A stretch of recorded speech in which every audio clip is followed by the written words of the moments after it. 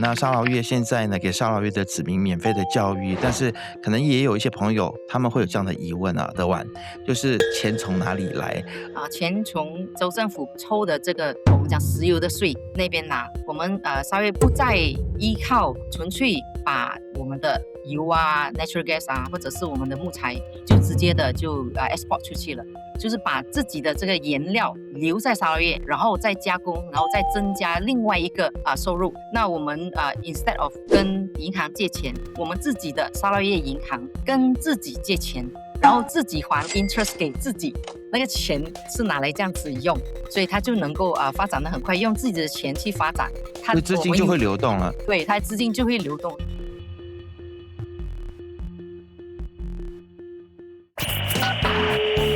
你好，欢迎收看别分财经所制作的由别分财经所制作的。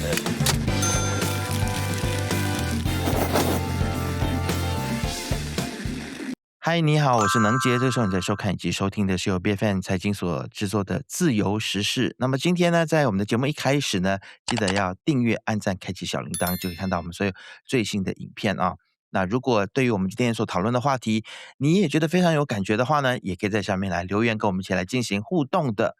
好，今天在节目当中呢，我们邀请到的是沙人联党的中央妇女组的主席许德婉。那么最近呢，他在一个报道当中，我们就看到他非常犀利的一个发言哦，他就表示说，安华所提出的这个限制首相任期的做法呢，他认为是安华无法解决治理困境的一个政治包装哦。所以我们今天要请他来跟我们聊一聊，为什么他会有这样子的看法。那么除了这个之外呢，我也希望请德婉跟我们聊聊沙劳越如何透过监察专员制度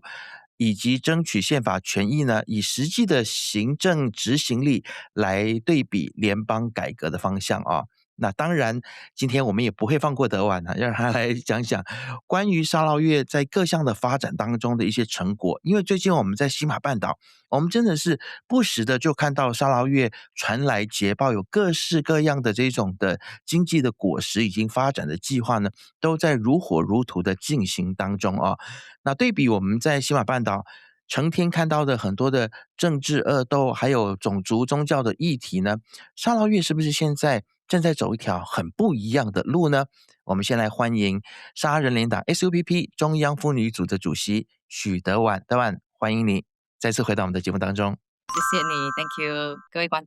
听众大家好。我们先来谈谈哦，你对于这个联邦政府宣布要来立法限制首相任职的这个首相任期的这件事情啊，那你在报道当中就说这可能是沦为一个政治包装啊，可不可以请你进一步的来跟我们说明，为什么你会有这样子的想法呢？是这样子的，因为我本身认为，如果是你真的是要有效率的，或者是说真的是在我们讲改革啦，那我们除了需要，我们就讲这一次的修宪嘛，就不是就新的 law，就是有一个宪法来管。当然我们要知道这个我们讲的 term limitation，这个我们讲首相只能够做2届，它是用一个法律去限制。它的用意是不要让我们讲就是滥权嘛，要 reduce 这个滥权。那问题是，如果我们只单靠这个法律，就是说，就是你做了2届你就走了，或者是你做了两届，你的2届中间，如果我们没有去实行其他的，比如我们的 institution，我们讲是属于这个制度的改变，然后没有一个 enforcement 去我们讲监督它，然后呢没有去有这些我们讲的我们讲 presentation 或者是我们讲 measurement 去怎么样去看它是不是它的成果是怎么样的，我们也没有这样的机制的话，那它只纯粹是一个这我们讲的一个 new 的 law，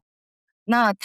我们可以换很多个领袖，可是如果因为领袖他是属于人民选出来的，所以他跟我们的这个政府机构的机制是不一样的。政府机构的机制，我们的这个我们讲的公司的 CEO 啦，或者是讲我们的 civil servant，就是 public servant，他们的这个机制，政府不管怎么换，他们人是一样的。比如警察，比如兵，比如移民官员，比如我们的这个immigration 不是 immigration JPN 这些，他们人其实都是一样的，不管你换哪一个首相，他都是一样的。那因为他们是执行我们就是我们 YB 我们国家所这个 pass 的 law。那如果这些执行者他们没有换的话，我们不管换了多少次的首相，他们的这些执行人员还是跟平常一样执行的话，我会觉得说这个只是做到了一个，就是只是修宪或者是宪法有新的宪法，但是其他的如果没有去做的话，这样我觉得就只是一个换一个领袖罢了。是感觉上就是换汤不换药的感觉是吗？然后因为之前我们会这么支持说首相的任期不可以超过2年，其实也是跟很多的进步的民主国家看齐，因为你要知道说。当一个国家领袖他可能在位久了之后呢，就可能会有很多的，比如说独裁啊、霸权啊这样子的情况。但是德婉，我刚刚听到你所讲的，就是说你并不是反对这种首相的任期限制，而是你觉得说也要配套的去有很多的监督的机制，不然的话，如果本来的那些公务人员或执行的人，他也不是2期就到任了，他不永无止境的做下去的话，那就是真的是换汤不换药了啊。那你其实在你的声明当中有提到说，公共服务效率以及行政执行力才是关键，而现在的改革方向是搞错了重点。我是觉得说它的重点，它中心其实除了就是讲，好像我刚才讲的嘛，我们需要3个你除了就是一个 law 之外，你还需要3个。第一个你要改，而且这个机制要很强然后我们的 enforcement 也要很强，然后呢，在监督方面、评估方面也要很强，这3个都要。所以如果是就是只有一个的话我就是觉得说，那效率没有在那边啦。那其实你有我在报道当中有看到你提到说，真正的改革必然会触动像是体制，也会得罪既得利益者哦。所以在你看来，目前联邦政府它是不是有避开哪些真正困难的制度上面的改革，反而是可能都是从一些比较容易的或他办得到的，但是真正重要的困难的都没有做。因为这些我觉得都需要时间我们拿我们的已故阿德南的例子，因为他是一个蛮会分享的人，所以因为他是我们的这个我们讲已故我们的敦代手上接过来的嘛，那他在接过来的时候是在一半的那个就是一个 term 的一半中间接过手的。那他接过手的时候，所有的公务员或者是所有的这些甚至是政治人物，其实都是属于我们敦代的人。那你如果是要做一个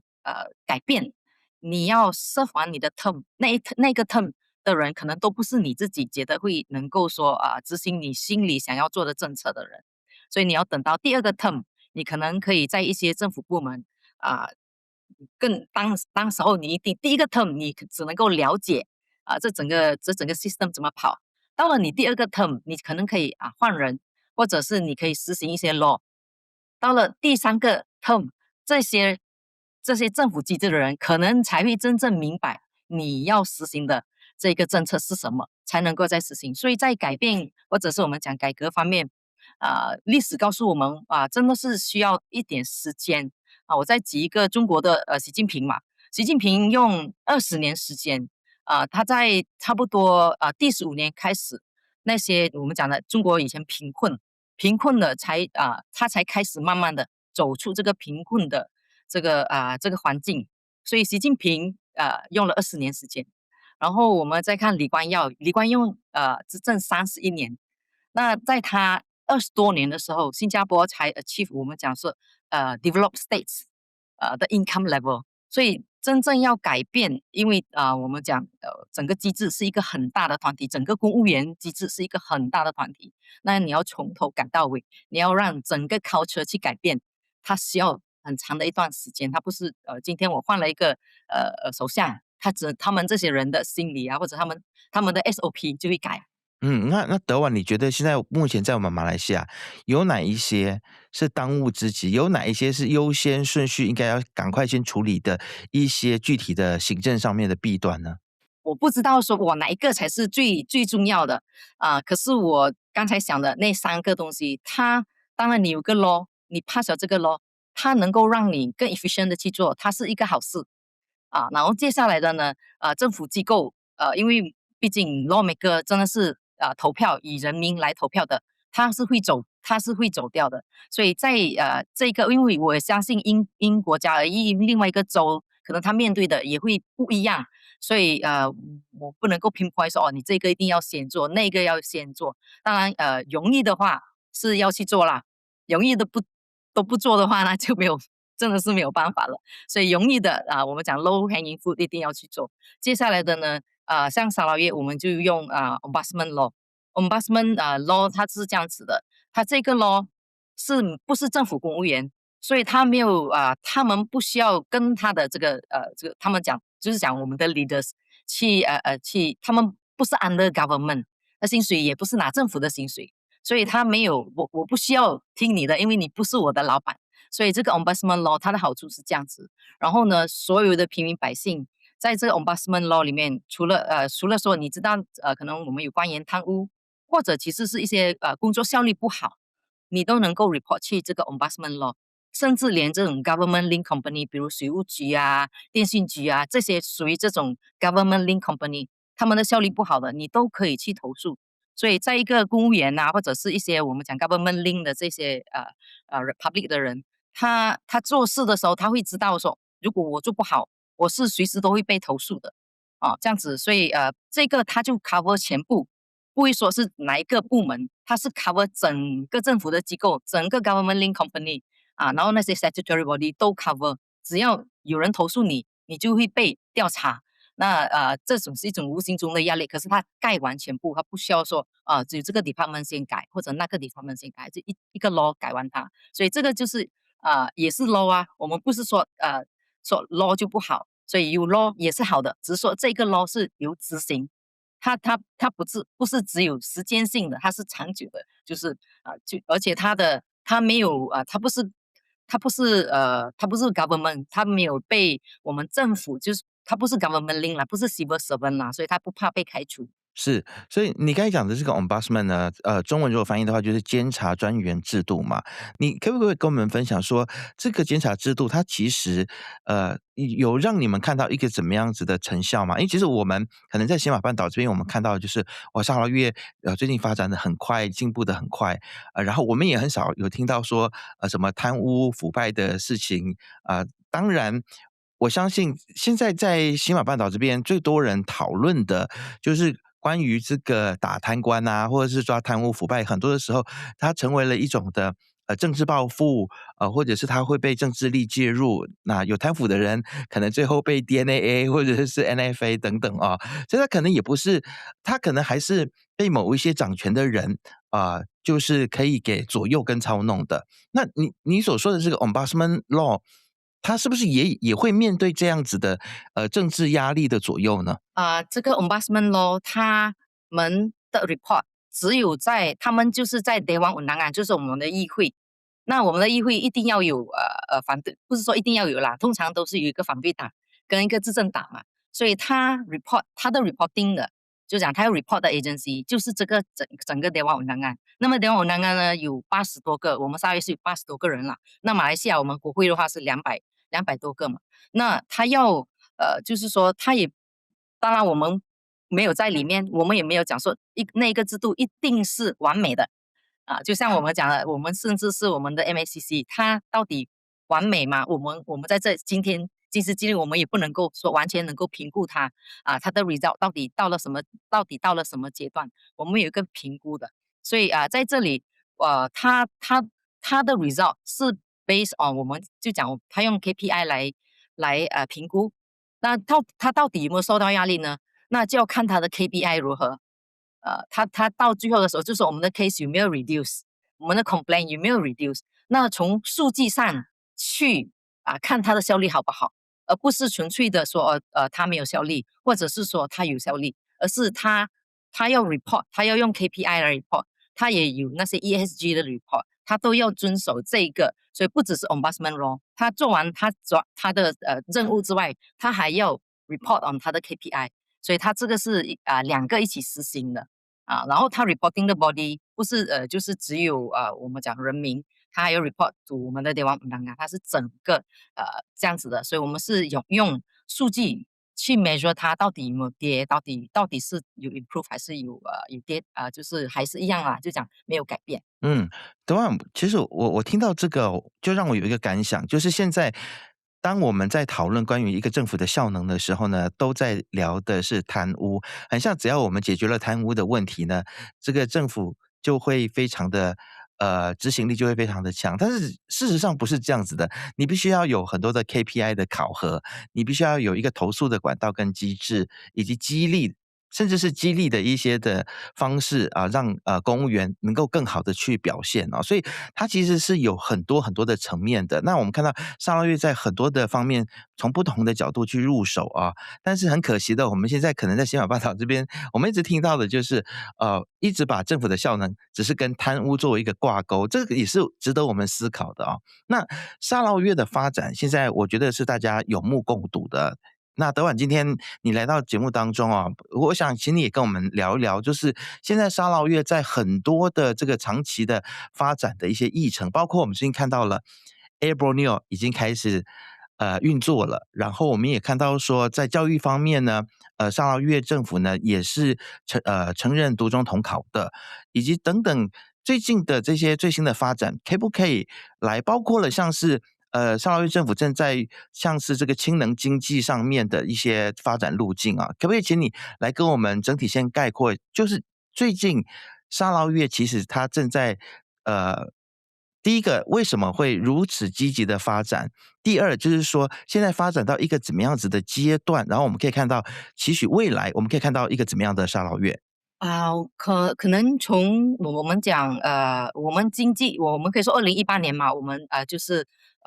我们因为政府的改变，沙越自己就form 自己的 GPS，它让我们就是有自己去管自己啦。我们从 MS63 那边开始讲了，就是马来西亚协议，我们跟联邦政府 negotiate，从中呢我们的这个汽油的收入就会比较高，从有收入开始。那去做这一些比如我们讲的 free education 比如我们讲的这个Air Borneo 这一些，那最主要的目的还是因为它通过因为我们经济比较好了，就是说别用钱，我可以讲说用钱去发展，积极的去发展我们心目中觉得要沙捞越要怎样去 manage 的，所以我觉得可能我们幸运了一点，就是当我们在 negotiate MS63 的时候我们就是就 fight for 我们自己的 right，我们能够拿到在从联邦的 negotiation 里面尤其是在氢能源或者我们讲的我们的 gas 在这里跟大家讲一下，我们是马来西亚出产的这个90% 的 natural gas 都是来自沙捞越。从中呢，我们从 natural gas 这边，我们就开始了这个我们讲的氢能源的经济。那氢能源经济，我现在讲我们就比如说 hydrogen 它是一个比较新能源，那它的人才来自哪里呢？沙捞越人口很少那这些都是甚至是世界都是属于一种新知识，都是属于新能源。我们一定要这个我们的 human resources，我们没有办法要自己去怎么说？自己去制造我们的这个 human resources所以我们一定要有 free education。那我们用自己培养自己的人，因为我们知道教育嘛，你教育才能够改变人民的生活，教育呢才能够自己供自己。我们要发展的这些领域，我们要自己先能够自己供自己，能够自己去 support 它。所以教育这一点一定要积极的去做没有的话，你可以有飞机，可是没有飞机师。你能够有要生产氢能源，你甚至有原材料，可是你没有人才，所以我可以讲说所以这个教育就是今年一定要实行。然后我们沙捞越我们有那个 post COVID development strategy 2023年嘛，所以我们总理他是有 set target 的，就是说我们2026年是4年嘛，大学大概读了就是4年时间，3年多时间，所以赶得到在这些我们讲的氢能源的工厂，也到时候在差不多2030年、2028、2029这段时间都会建好。那所以我们的人才需要很多，因为在我们说改变经济的情况之下，你一定要有就想可可 sustainable 持续性的发展。所以一定要有我们自己一定要培养比我们更好的人才那才能够以后能够交棒。所以现在这个阶段，我是很快速的在发展它第一个最重要的啦，我觉得就是我们的教育，所以这个教育就是一定要先实行。教育是真的非常的重要那沙劳越现在呢，给沙劳越的子民免费的教育，但是可能也有一些朋友他们会有这样的疑问德婉，就是钱从哪里来？而且如果沙劳越自己的大学都给免费教育的话，那会不会妨碍到大学的发展呢？那对于这样子的疑问，不晓得德婉你有什么样子的回应吗？我讲我们的钱从哪里来钱从这个我们州政府抽的这个我们讲石油的税那边拿来，然后就是我们的就是氢气嘛，我们讲我们的natural gas，从 natural gas 我们稍微不再依靠纯粹把我们的油natural gas 或者是我们的木材就直接的就export 出去了。从这一边我们其实沙越政府也 set up 好多公司啦，比如说ammonia 的公司，那 hydrogen 嘛，你 hydrogen 加 NH3 加多 nitrogen 就是 ammonia 呢就是飞机油这些属于能源新的能源，从那边呢我们自己加工，在工厂在沙劳越，所以呢就业机会增多了，钱从那边来然后收入也多了，就是把自己的这个原料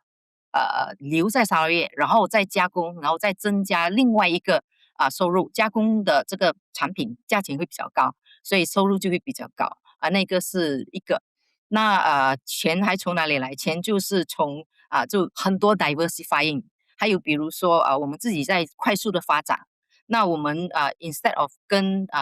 银行借钱，我们自己的沙劳越银行跟自己借钱，然后自己还 interest 给自己，那个钱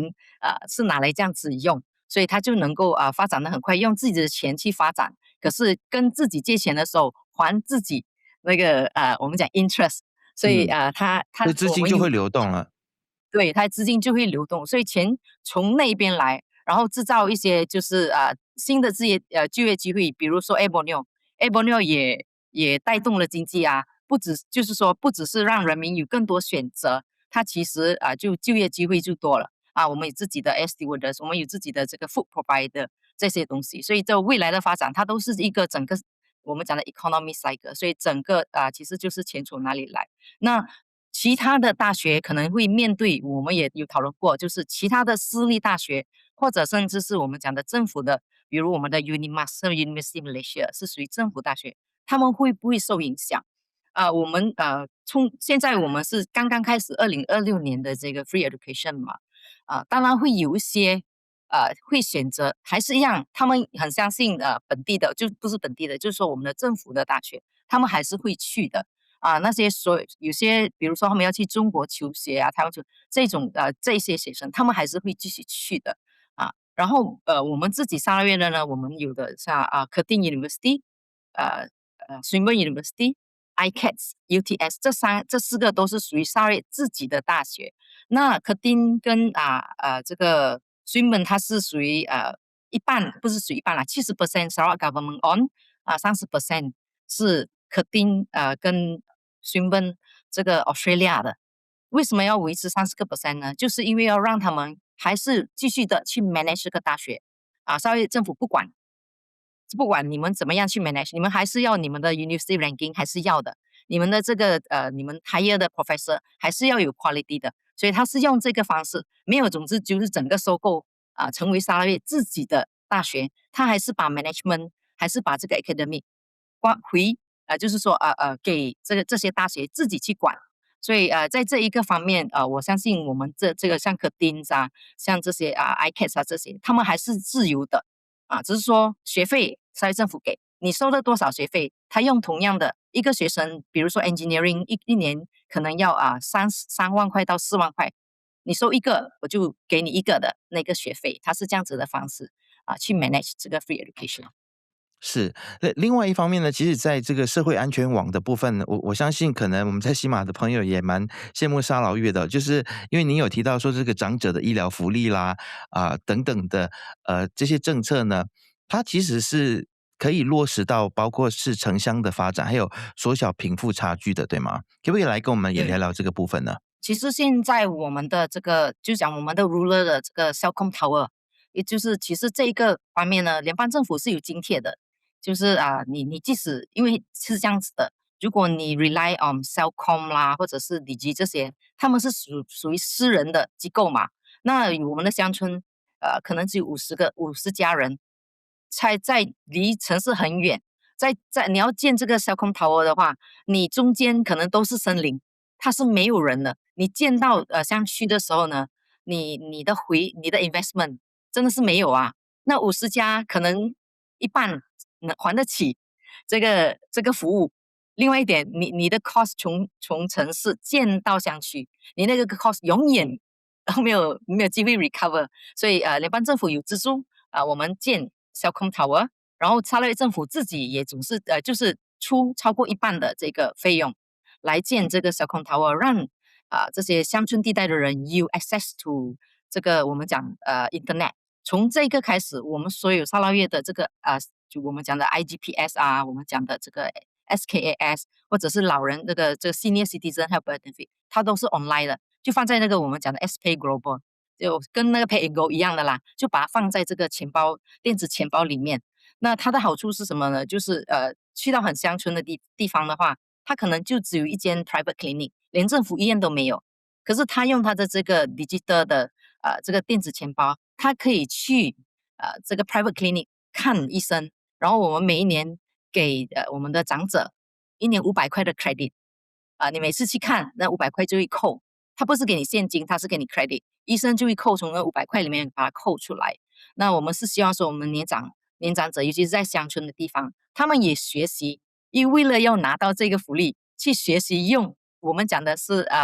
digitalization， 整个社会改变，甚至连年长的人，你为了要用这个福利，你会去学用手机。那个 Celcom Tower 政府建到那边去了，你已经有 internet 了，那就要去学习怎么样去用，所以它不会限制在只是城市，所有的 benefit 只要你有手机，他的钱也不放在银行，因为有些地方有些乡村地带也是没有银行，你叫他去排队拿钱，他都没得拿，因为他都没有银行他还要坐船去到城市才能够拿到钱，所以不用，你就是有一个手机，只要有网络，你都可以去看医生，你都能够在小小的杂货店、当地的杂货店买到东西。我们的 SKS 就是属于买杂货的这个SKS 呢，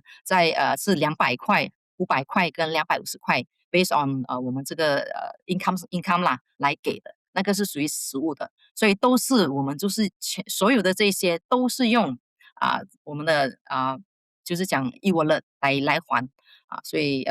这一点方面我们能够 ensure 他即使是在乡区，他还能够用到，他还能够享受到这些福利。是，德婉，我接下来要问的这个问题呢，可能没有在本来的提纲里面但是我相信你回答起来应该也是驾轻就熟的。要讨论的呢，就是最近在西马这边，特别是雪兰莪州这边的养猪业者，被勒令停业的这件事情。然后呢，很多人就很羡慕沙劳越，因为沙劳越呢，不只是鼓励养猪业，很像现在沙劳越的养猪业呢，这个产量已经多到不只是供给沙劳越自己的人民还可以外销到西马半岛以及新加坡。所以现在其实很多人都在希望说政府可以给一个解方，不晓得有没有什么来自沙劳越的建议可以给到我们就是对于养猪业的现在面临的这样子的一个困境以及争议，不晓得德婉你是否愿意在今天节目当中给我们一些建议呢？沙劳越的养猪业其实我们也有就是我们讲的swine flu，所以我们其实也经过一个就是在 COVID 之后的那一段时间，我们有很多猪的那个猪瘟啦，所以我们的那些农夫其实猪农其实他们 suffer 很大很大的这个 loss 的，但猪一下子就全部死亡嘛。那很幸运的，我们的 Borneo Port 其中一间就是养猪业，他就很 systematic 的去养它，就是很 modernize 的养猪的方式。那造成其实养猪农也可以看见，因为如果我们继续用我们的平常或者是我们最 basic 的方法去养猪，最传统的方法，对，那你到了一个阶段，你可能不能够生存，因为你的方式它不能够disease proof，所以它逼我们的农夫modernize 他们的方式来养猪，所以它这个是一个从经验或者是教训吸收到的，我一定要 modernize， 那个是一个。第二个呢，就是其实大家要知道，这个养猪我们要了解最大的 complaint 当然是味道，就是去养猪的地方，它味道是很大的嘛。那沙瑞其实有面对这样的问题，我们讲的 slaughter farm 就杀猪的地方，它其实城市越大，城市的地区越大的话呢，这个 slaughter farm 就被移到城市的外面，通常都是这样子的。那沙拉越其实也是一样，但甚至古晋，它的这个 slaughter farm 就总是往外移，因为它不要让这个城市可能就很臭啊，或者是某些住宅区很臭，所以这个是大家一起面对的问题，不是只西马，其实沙拉越也是一样。那所以我在讲 modernization，除臭的方法，这个我们也要去学，所以农民就跟着问题一起进步。所以我们很幸运，沙拉越我们有一些很 modern 的 farmer，那大家可以看到为什么他能够继续的养，而我就养了之后，连家就是讲我不能够养家糊口啊。那从这一方面开始跟别人学习，那我不能够感谢我们有猪瘟，可是也因为这因缘巧合看到一些人还能够维持，而且变得更 success，一些人，所以他们有一个就是讲可能我们的这个猪瘟逼到我们能够继续的去做。但是你说有没有影响呢？它是有影响的，它也是我们的这个 slaughter farm 是要移到城市，因为城市总是在发展，地什么东西都需要更大的地，然后 demand 的时候，它可能甚至这个杀猪场它会越来越大，它不能够在城市里面，它被逼移到外面去，那我们要怎么样去 support 它呢？那你就又总是要建路啦，你要建很多 infrastructure，让它能够移去一个更适合它的地方。它这个是政府跟农民要自己自力更生才能够 successful 啦，这个不是纯粹属于一个政府的努力这其实猪农自己本身自己因为他们我们讲很自动的去改变所以才会造成这个成果啦。政府跟人民一定要互相的配合我们可以看到说沙劳越其实呢，就是民间跟政府现在很积极、很努力的在发展沙劳越，但是也有一些批评的声音，有些人就会认为不知道是眼红呢，还是因为什么样子的原因呢？但是有些人会觉得说，现在沙劳越就是帮富民穷或者是说大部分的这个发展计划都是掌握在几大家族当中。你觉得这些评价是否中肯呢？那你会如何看待说沙劳越未来将会如何跟人民一起来分享发展的果实？其实我们也针对现在开始，就是2026年嘛，我们的如果是你有听一些我们的总理所讲的这个他在平常公务场合讲的这些词，你可以看到他总是讲我们要 corporatization， 以后的世界其实是属于 corporate 的那他的意思是什么呢？就是他要把所有的这些我们讲的 government link company transform into corporatize， 所以你虽然是 government link 企业化，所以他就是说你即使是 government link company， 我们不会再继续的就 subsidize 你要自己能够赚钱，自己能够自立，然后他们不属于政府，所以如果你做的不好，我们是可以开除的，因为他还是 government link， 政府是你最大的股东